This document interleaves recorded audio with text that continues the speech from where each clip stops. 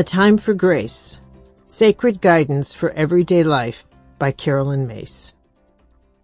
For my godchildren, Angela, Rachel, Eddie, Jimmy, Basil, Lacey, Eben, and Sam.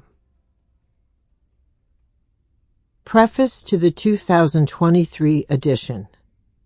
When I read my original introduction to this book, originally titled Defy Gravity, as preparation to write this preface to the new edition, I was truly pleased as I realized I did not want to change a word of what I'd written 15 years ago. I did, however, feel inspired to elaborate on what I wrote then, as my belief in the power of grace, as well as our need for grace, has only deepened in the years since.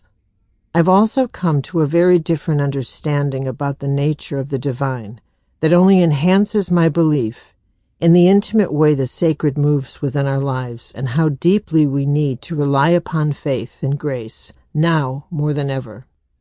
Writing a new preface gives me the opportunity to share what I have observed about the wonders of grace and how, why, and when grace flows into your life.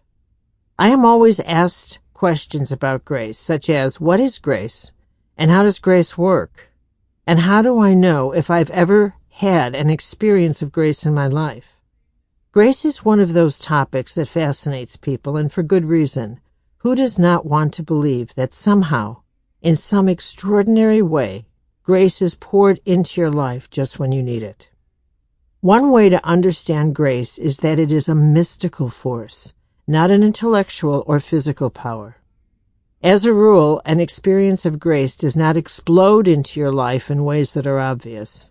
Usually, it's not until time passes, maybe a week, maybe a day, or even longer, that you realize something slightly out of the ordinary has occurred. And that something out of the ordinary can be subtle, such as the way in which you spontaneously step out of your comfort zone to assist a stranger. Emphasis on the word spontaneously.